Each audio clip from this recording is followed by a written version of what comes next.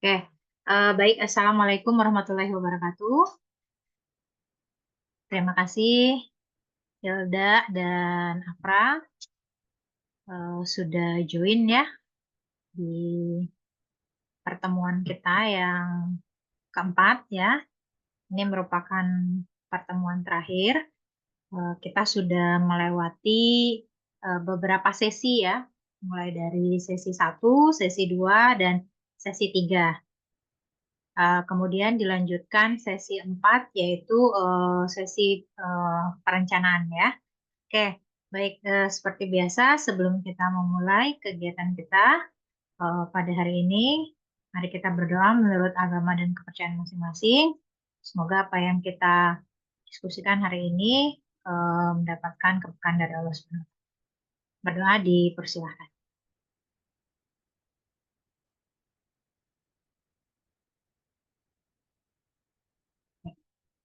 Nah, selesai. Eh, Hari ini temanya kita akan membahas ya. Oh, sebentar.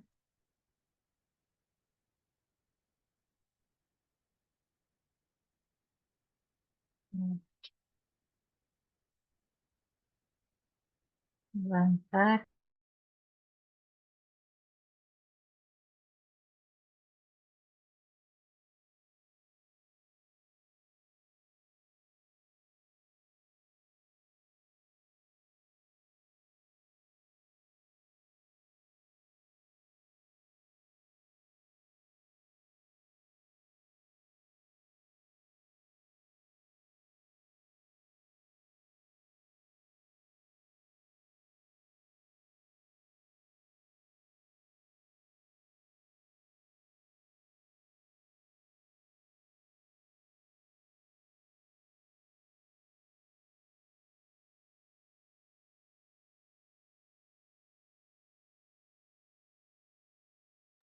Ibu maaf belum ada suaranya. Oh iya, ke-mute ya. Oke, oke. Maaf, eh, ini tema kita kali ini di sesi 4, yaitu kita akan membahas berkaitan dengan eh, menyusun ya. Nah, ini typo. Menyusun action plan pasca latihan dalam mindfulness based intervention. Di pertemuan pertama, peserta sudah diajak untuk dikenalkan berkaitan dengan mindful breathing ya, latihan pernafasan ya. Kemudian yang kedua, pertemuan kedua kita mulai membuat journaling, mencoba mengelompokkan eh, kejadian atau peristiwa, kemudian pikiran otomatis atau pikiran spontan kita, kemudian emosi, eh, apa namanya, kemudian juga eh, dampaknya terhadap tubuh kita ya, gejala yang muncul mungkin dari emosi tersebut, dan eh, 3 hal yang kita syukuri. Nah, hari ini kita mencoba mengintegrasikan semuanya dalam bentuk action ya, rencana aksi. Nah, karena yang paling terpenting dalam setelah kita melakukan mindfulness itu, kita memiliki komitmen ya, komitmen untuk melakukannya dalam aktivitas kita sehari. Nah, apa tujuannya itu dilakukan? Ya, yang pertama, memahami pentingnya action plan untuk keberlanjutan praktik mindfulness. Karena lagi-lagi dalam menerapkan praktik mindfulness, kita membutuhkan keberlanjutan atau konsistensi ya. Konsistensi yang mana setiap hari itu harus kita aplikasikan ya. Istilahnya mindfulness in the activity ya. Mindfulness eh, mindfulness every day gitu ya. Nah, kemudian yang kedua, tujuannya membuat action plan itu untuk menyusun rencana tindak lanjut yang spesifik dan terukur. Nah, jadi akan ada rencana tindak lanjut yang kita lakukan ya secara spesifik dan terukur. Jadi rencana itu memang harus disiapkan. Jangan hanya dipikirkan, oh iya nanti setelah melaksanakan mengikuti intervensi MDI, teman-teman akan melakukan praktiknya, tapi tidak mempunyai action plan yang spesifik dan terukur. Nah, itu nanti bisa-bisa komitmen itu tidak terlaksana ya. Kemudian yang ketiga, mendorong komitmen peserta untuk menerapkan mindfulness dalam kehidupan sehari-hari. Mindfulness in daily activity ya. Nah, jadi misalnya seperti melakukan aktivitas makan, kemudian melakukan aktivitas berjalan, kemudian melakukan aktivitas sehari-hari pun, ya sikat gigi misalnya hal sederhana, itu kita sudah menggunakan menerapkan mindfulness-nya. Ya, ini tujuannya. Nah, mengapa membutuhkan action plan atau mengapa action plan itu penting? Karena ada 3 hal yang perlu kita pahami. Yang pertama, meningkatkan keberlanjutan hasil latihan. Jadi hasil latihan kita itu dapat terukur. Kita nggak hanya, oh ya udah praktik pagi, siang, malam, tapi tidak ada apa namanya keberlanjutannya atau tidak ada hasil yang kita peroleh. Nah, kemudian yang kedua, menyesuaikan praktik mindfulness dengan kebutuhan individu. Nah, teman-teman kan memiliki kebutuhan masing-masing ya. Ada yang mampu mengelola emosi, ada yang mampu pikirannya ya, perasaannya. Nah, itu disesuaikan dengan kebutuhan. Kira-kira praktik mana yang dapat diaplikasikan atau yang cocok untuk masing-masing individu. Kita kan sudah mempelajari mindful breathing, kemudian journalingnya, mindful journaling, kemudian meditasi, ya. Silakan. Yang ketiga, membantu menghadapi tantangan pasca program. Karena setelah latihan ini, 4 kali sesi ini, intervensi ini, teman-teman dituntut untuk apa namanya mengaplikasikannya sendiri ya, secara mandiri tanpa ada bimbingan atau tanpa dipandu atau diamati oleh konselor atau fasilitator. Nah, bagaimana caranya kita membuat action plan itu? Nah, ada 5 komponen. Nah, 5 komponen ini yang menjadi acuan kita. Yang pertama, tujuan pribadi. Nah, apa pertanyaan yang harus kita jawab dari komponen tujuan pribadi ini? Apa yang ingin dicapai peserta? Nah, ini jawabannya dari peserta itu sendiri. Misalnya, contohnya saya ingin menjadi lebih tenang dalam mengelola emosi atau saya ingin mampu menguasai perasaan sensitivitas saya yang tinggi. Nah, ini pertanyaan ini dijawab oleh masing-masing peserta ya. Ini dari tujuan pribadi, komponen tujuan pribadi. Kemudian yang kedua, itu dari aktivitas mindfulness-nya. Nah, pertanyaannya, latihan apa yang akan dilakukan? Misalnya meditasi, mindful breathing, journaling.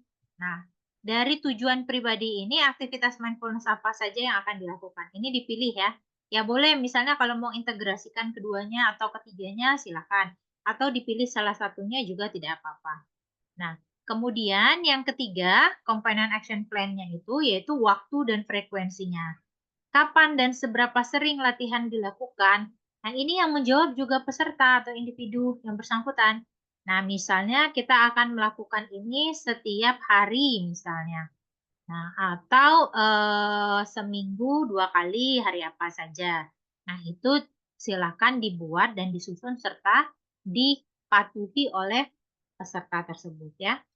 Nah, indikator keberhasilannya, komponennya, bagaimana mengetahui bahwa rencana berhasil. Nah, bagaimana kita mengetahuinya? Dengan evaluasi atau dengan refleksi. Nah, silakan. Nah, nanti setiap bulan akan kita rangkum atau akan kita rekap berdasarkan action plan yang telah kita buat ya. Nah, sumber daya pendukungnya yang kelima komponennya, dukungan apa yang dibutuhkan? Mentor, komunitas, oke. Kalau kita membutuhkan sumber daya ini, berarti kita sudah memiliki rencana. Misalnya akan kembali ke konselornya.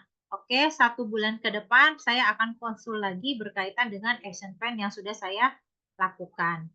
Atau saya akan bergabung dengan komunitas-komunitas yang mendukung saya untuk mengaplikasikan action plan ini. Misalnya komunitas belajar, atau komunitas laboratorium, atau komunitas apapun yang mungkin bermanfaat untuk masing-masing peserta atau individu yang menerapkan mindfulness based intervention. Ya. Nah, proses penyusunannya bagaimana? Nah, proses penyusunannya ini ada 4 langkah yang harus dilakukan. Ya. Yang pertama, refleksi diri. Kita berefleksi masing-masing, mengidentifikasi manfaat dan tantangan selama latihan. Ada nggak kira-kira manfaat yang bisa kita peroleh? Atau ada nggak tantangan selama latihan yang kita hadapi? Misalnya manfaat dengan saya berlatih nafas, mindful breathing, saya menjadi lebih tenang atau menjadi lebih jernih pikirannya. Nah, tantangannya apa? Tantangannya mungkin harus lebih banyak latihan.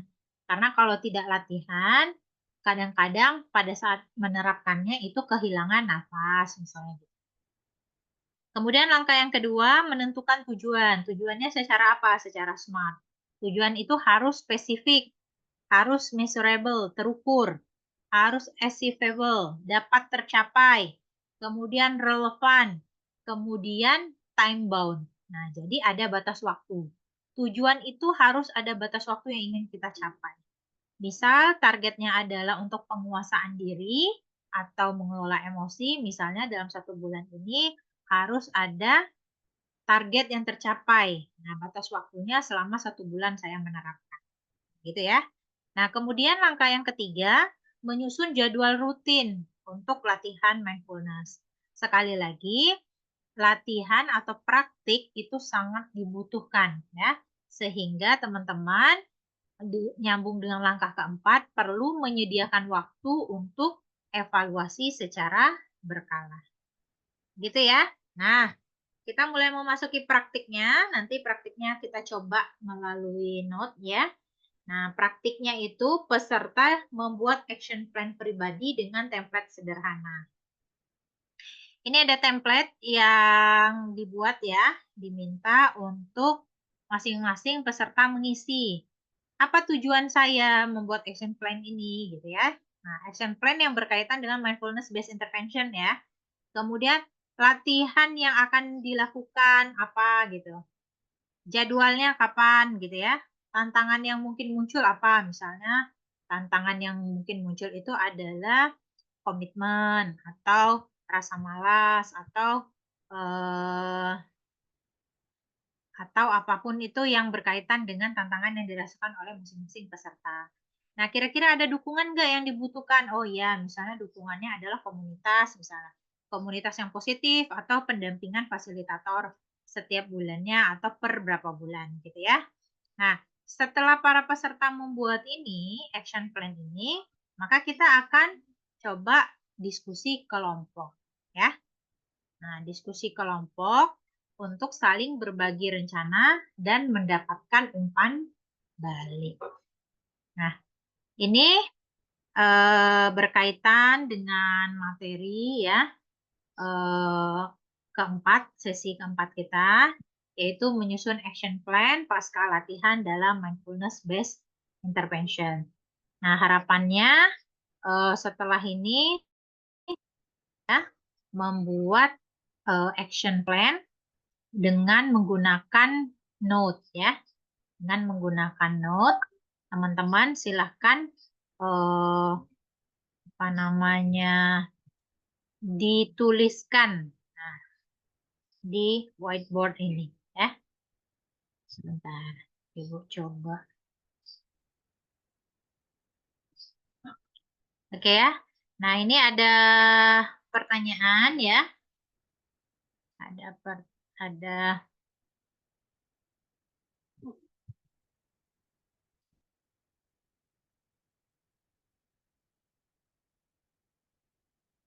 Oke, sebentar materinya Ibu. Dulu.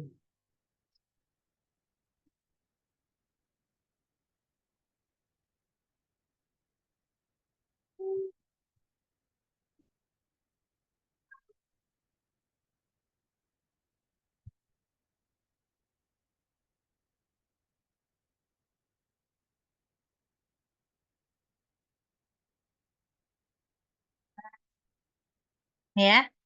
Jadi ada 5 pertanyaan ya. Ada 5 pertanyaan yang harus dijawab oleh masing-masing peserta. Nah, kita memasuki sesi praktik.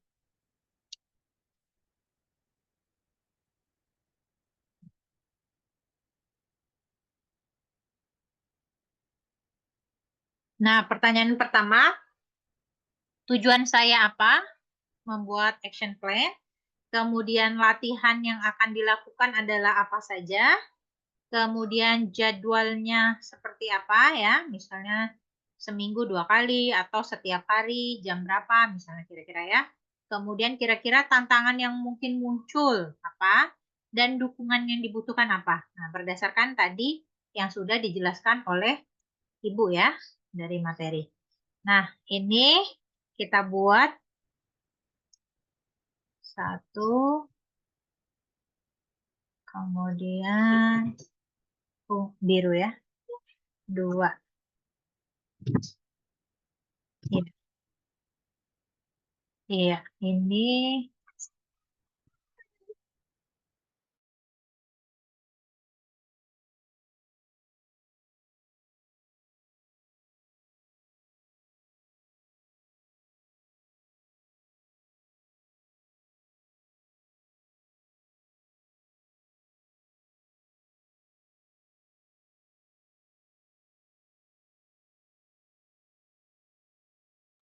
maaf ya, ada trouble anak. Oke, ini silakan ada 2 note ya. Yang satu ini punya Hilda, nih yang pink. Kemudian yang biru punya Afra. Coba teman-teman bisa ini bisa ngeklik nggak ke layar? Ya, Afra bisa ya, Hilda juga bisa. Oke, silakan minta tolong coba dijawab pertanyaan ini. Tujuan saya apa ya? Tujuan sebentar.